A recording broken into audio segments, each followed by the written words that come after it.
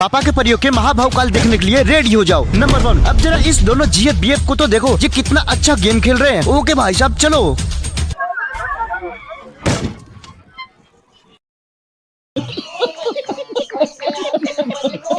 Number 2, अब जरा इस मैडम को तो देखो जो बच्चों के साथ रेस कर रही है। और मैं आपको बता दूं कि ये मैडम रनिंग में सबसे आगे है, सबसे आगे।